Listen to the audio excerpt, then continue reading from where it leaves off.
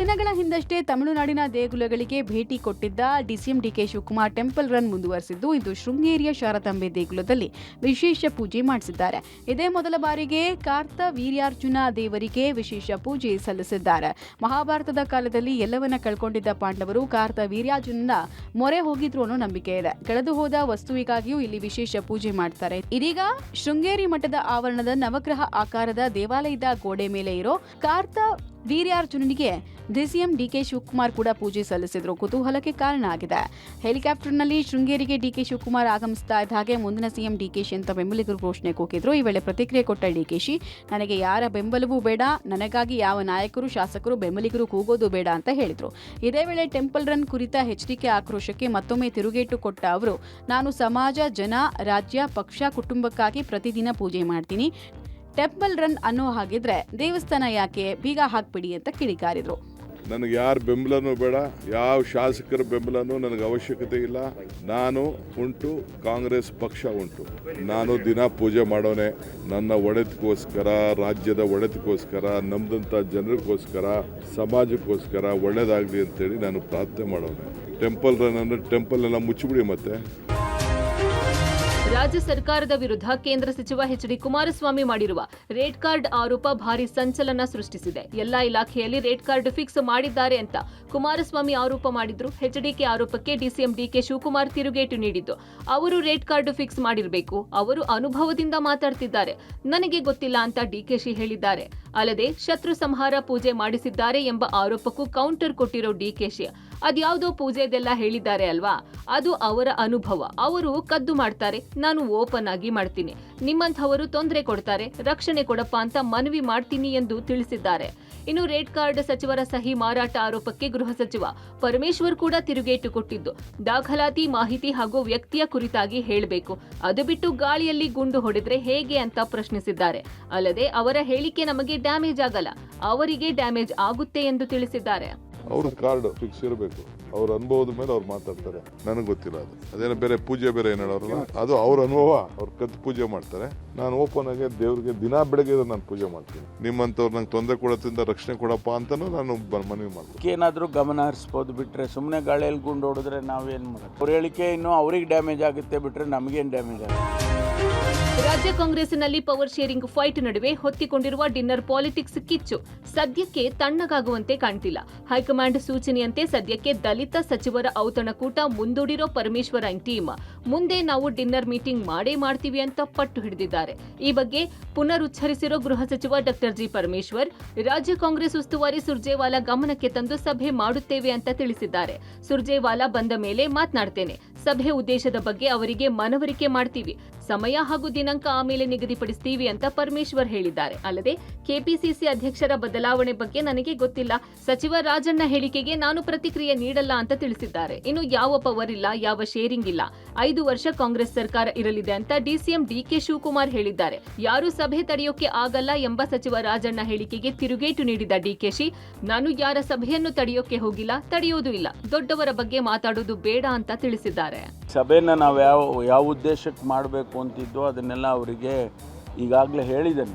ಬಂದ ಮೇಲೆ ಅವರಿಗೆ ಮಾತಾಡಿ ಆಮೇಲೆ ಅವ್ರು ಏನು ಹೇಳ್ತಾರೋ ಆ ರೀತಿ ಮುಂದುವರಿತೀವಿ. ಯಾವ ಡಿನ್ನರು ಇಲ್ಲ, ಯಾವ ಪಾಲಿಟಿಕ್ಸು ಇಲ್ಲ, ಏನು ಅವಶ್ಯಕತೆನೇ ಇಲ್ಲ, ಯಾವ ಪವರ್ ಇಲ್ಲ, ಯಾವ ಶೇರು ಇಲ್ಲ.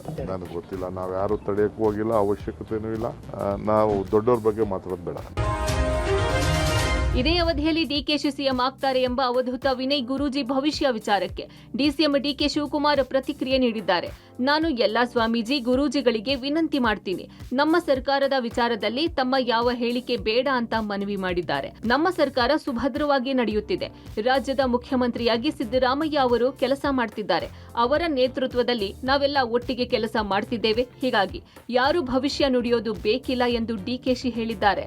ಅವರ ಅಜ್ಜಯ್ಯನ ಮೇಲಿರೋ ನಿಷ್ಠೆ ಮತ್ತೆ ಧಾರ್ಮಿಕತೆ ಮೇಲಿರೋ ಶ್ರದ್ಧೆ ಈ ಸರ್ಕಾರ ಅವಧಿಯಲ್ಲಿ ಅವರನ್ನು ಕೂರಿಸ್ತಾರೆ ಅನ್ನೋದು ಗುರುಗಳ ದಯೆಯಿಂದ ಅದು ನಡೆಯುತ್ತೆ. ಯಾವ ಗುರುಜಿಗಳಿಗೂ ನಾನು ಮನವಿ ಮಾಡ್ಕೊಡ್ತೀನಿ, ದಯವಿಟ್ಟು ನಮ್ಮ ಸರ್ಕಾರದ ವಿಚಾರದಲ್ಲಿ ಯಾರು ತಮ್ದು ಯಾವ ಹೇಳಿಕೆಯನ್ನು ಬೇಡ. ನಮ್ಮ ಸರ್ಕಾರ ಸುಭದ್ರವಾಗಿ ನಡೀತದೆ.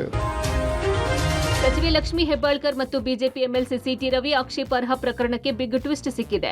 ಮಾಜಿ ಸಚಿವ ಸಿಟಿ ರವಿಗೆ ಅನಾಮಧೇಯ ವ್ಯಕ್ತಿಗಳಿಂದ ಬೆದರಿಕೆ ಪತ್ರ ಬಂದಿದೆ. ಇನ್ನು 15 ದಿನದ ಒಳಗೆ ಚಿಕ್ಕಮಗಳೂರಿನಿಂದ ಬೆಳಗಾವಿಗೆ ಬಂದು ಅಭಿನೇತ್ರಿಯ ಕೈಕಾಲು ಹಿಡಿದು ಕ್ಷಮೆ ಕೇಳಬೇಕು ಎಂದು ಪತ್ರದಲ್ಲಿ ತಿಳಿಸಲಾಗಿದೆ. ಅಲ್ಲದೆ ಕ್ಷಮೆ ಕೇಳದಿದ್ದರೆ ನಿಮ್ಮ ಮನೆಗೆ ನುಗ್ಗಿ ನಿಮ್ಮ ಕೈಕಾಲನ್ನ ಮುರಿದು ಸಾಯಿಸುತ್ತೇವೆ, ನಿನ್ನ ಮಗನನ್ನು ಸಾಯಿಸುತ್ತೇವೆ, ಹುಷಾರ್ ಎಂದು ಬೆದರಿಸಿದ್ದಾರೆ.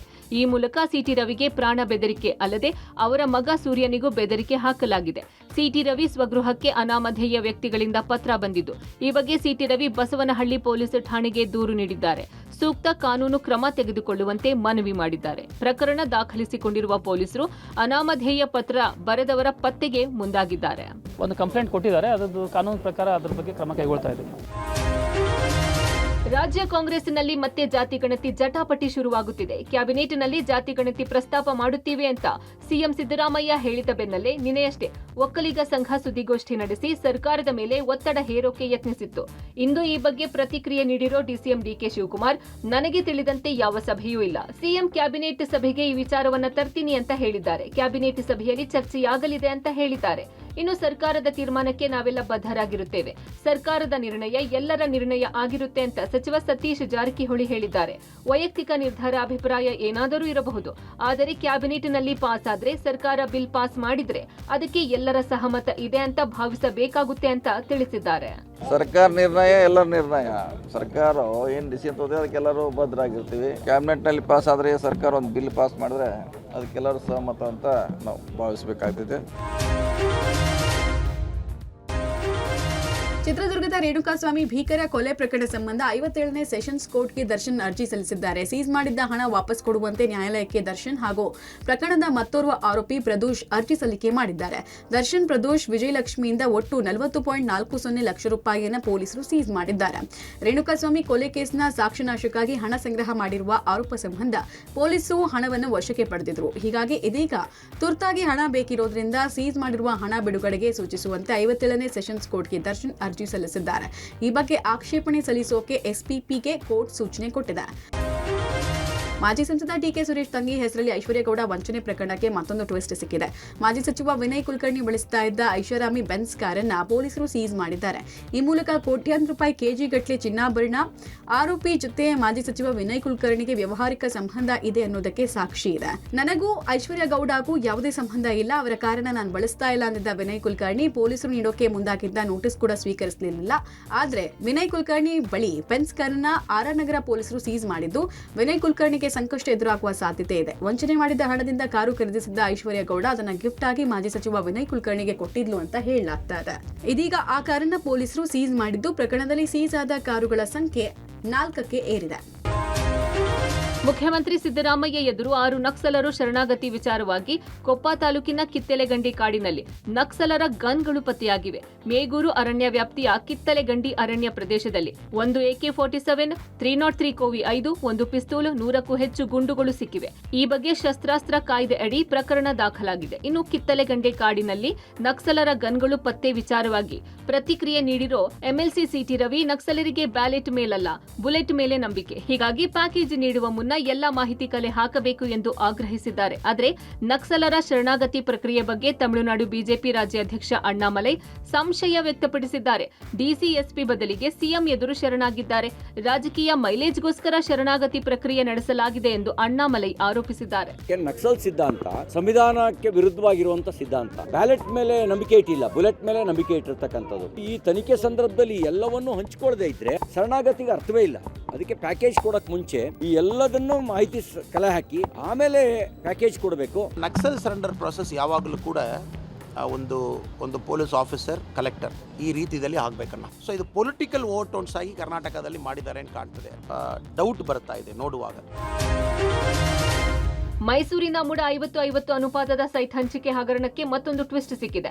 50-50 ಅನುಪಾತದ ಸೈಟ್ ಪಡೆಯುವಲ್ಲಿ ಶಾಸಕ ಜಿಟಿ ದೇವೇಗೌಡ ಪ್ರಭಾವ ಬೀರಿದ್ದಾರೆ ಅಂತ ಲೋಕಾಯುಕ್ತ ಪೊಲೀಸರಿಗೆ ಸ್ನೇಹಮಯಿ ಕೃಷ್ಣ ದೂರು ಕೊಟ್ಟಿದ್ದಾರೆ.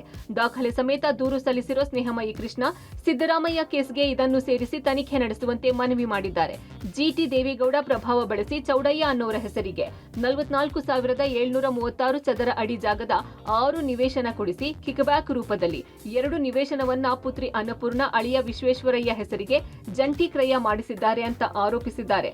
ಇನ್ನು ತಮ್ಮ ಮೇಲಿನ ಆರೋಪದ ಬಗ್ಗೆ ಪ್ರತಿಕ್ರಿಯೆ ನೀಡಿರೋ ಜಿಟಿ ದೇವೇಗೌಡ, ಸ್ನೇಹಮಯಿ ಕೃಷ್ಣ ನಮ್ಮ ಹುಡುಗಾನೆ, ಒಳ್ಳೆ ಕೆಲಸ ಮಾಡ್ತಿದ್ದಾನೆ, ಅವನಿಗೆ ಯಶಸ್ಸು ಸಿಗ್ಲಿ ಅಂತ ಶುಭ ಹಾರೈಸುತ್ತೇನೆ. ಲೋಕಾಯುಕ್ತರು ಅತಿ ಶೀಘ್ರವಾಗಿ ತನಿಖೆ ಮಾಡಿ ತಪ್ಪು ಮಾಡಿದ್ರೆ ಕ್ರಮ ತೆಗೆದುಕೊಳ್ಳಲಿ ಅಂತ ಹೇಳಿದ್ದಾರೆ. ನಮ್ಮ ಹುಡುಗನೇ ಒಳ್ಳೆ ಕೆಲಸ ಮಾಡ್ತಿದ್ದಾನೆ, ರಾಜಕಾರಣಿಗಳು ಅಧಿಕಾರಿಗಳು ತಪ್ಪು ಮಾಡಿದ್ರೆ ಶಿಕ್ಷೆ ಆಗಬೇಕು ಅಂತ ಹೇಳ್ತಾನೆ, ಅವನಿಗೆ ಯಶಸ್ಸು ಸಿಗಲಿ ಅಂತೇಳಿ ಶುಭ ಹಾರೈಸ್ತೀನಿ. ಹಳ್ಳಿ ಜನರಿಗೆ ಮೈಕ್ರೋ ಫಿನಾನ್ಸ್ಗಳು ನೀಡುತ್ತಿದ್ದ ಕಿರುಕುಳದ ವಿರುದ್ಧ ಚಾಮರಾಜನಗರ ಜಿಲ್ಲಾಡಳಿತ ಸಮರ ಸಾರಿದೆ. ಮೈಕ್ರೋ ಫಿನಾನ್ಸ್ಗಳ ಕಿರುಕುಳಕ್ಕೆ ಬೇಸತ್ತು ಚಾಮರಾಜನಗರದ ವಿವಿಧೆಡೆ ನೂರಾರು ಕುಟುಂಬಗಳು ಊರನ್ನೇ ತೊರೆಯುತ್ತಿವೆ. ಈ ಬಗ್ಗೆ ನಿನ್ನೆ ಪಬ್ಲಿಕ್ ಟಿವಿಯಲ್ಲಿ ವಿಸ್ತೃತ ವರದಿ ಪ್ರಸಾರವಾಗಿತ್ತು. ತಕ್ಷಣ ಎಚ್ಚೆತ್ತಿದ್ದ ಚಾಮರಾಜನಗರ ಜಿಲ್ಲಾಧಿಕಾರಿ ಶಿಲ್ಪಾ ನಾಗ್, ನಿಮ್ಮ ಜೊತೆ ನಾವಿದ್ದೇವೆ ಅಂತ ಜನರಿಗೆ ಅಭಯ ನೀಡಿದ್ದರು.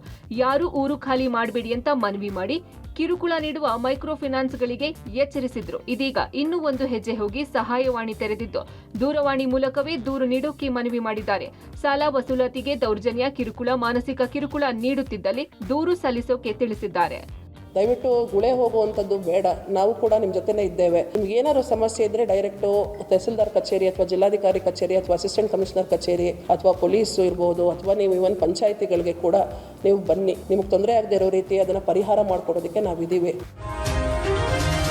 ಲೋಕಾಯುಕ್ತ ದಾಳಿ ವೇಳೆ ಬಿಬಿಎಂಪಿ ಸಿಬ್ಬಂದಿ ಕಳ್ಳಾಟ ಬಯಲಾಗಿದ್ದು 3 ವಿರುದ್ಧ ಎಫ್ಐಆರ್ ದಾಖಲಾಗಿದೆ. ನಿನ್ನೆ ಬಿಬಿಎಂಪಿ ಕಚೇರಿಗಳ ಮೇಲೆ ಲೋಕಾಯುಕ್ತರು ದಾಳಿ ನಡೆಸಿದ್ರು. ಈ ವೇಳೆ ನ್ಯಾಯಮೂರ್ತಿ ಬಿ ವೀರಪ್ಪ ಅವರ ನೇತೃತ್ವದಲ್ಲಿ ಸೌತ್ ಎಂಡ್ ಸರ್ಕಲ್ ಬಳಿಯ ಕಚೇರಿ ಮೇಲೆ ರೇಡ್ ಮಾಡಿದಾಗ ಕೇಸ್ ವರ್ಕರ್ ಕವಿತಾ ಅನ್ನೋರು ತಮ್ಮ ಮಗನನ್ನ ಕೆಲಸಕ್ಕೆ ಕಳಿಸಿರುವುದು ಪತ್ತೆಯಾಗಿತ್ತು. ಪುತ್ರ ನವೀನ್ಗೆ ಕಚೇರಿಯ ಲಾಗಿನ್ ಐಡಿ ನೀಡಿ ಕೆಲಸ ಮಾಡೋಕೆ ಬಿಟ್ಟು ತಾವು ಮನೆಯಲ್ಲಿದ್ರು. ಅಲ್ಲದೆ ಗೀತಾ ಅನ್ನೋರನ್ನ ಸಹಾಯಕ್ಕೆ ಅಂತ ಅನಧಿಕೃತವಾಗಿ ನೇಮಕ ಮಾಡಿರೋದು ಬೆಳಕಿಗೆ ಬಂದಿತ್ತು. ಹೀಗಾಗಿ ಅಧಿಕಾರಿಗಳಿಂದ ಕರ್ತವ್ಯ ದುರುಪಯೋಗ ಹಿನ್ನೆಲೆಯಲ್ಲಿ ಕಚೇರಿ ಮುಖ್ಯಸ್ಥರಾದ ಸುಜಾತ, ಕೇಸ್ ವರ್ಕರ್ ಕವಿತಾ, ಮಗ ನವೀನ್ ವಿರುದ್ಧ ಸಿದ್ದಾಪುರ ಠಾಣೆಯಲ್ಲಿ ಎಫ್ಐಆರ್ ದಾಖಲಾಗಿದೆ. ಅನಧಿಕೃತವಾಗಿ ಕೆಲಸ ಮಾಡ್ತಾ ಇದ್ದ ನವೀನ್ ಅನ್ನ ಪೊಲೀಸರು ಬಂಧಿಸಿದ್ದಾರೆ.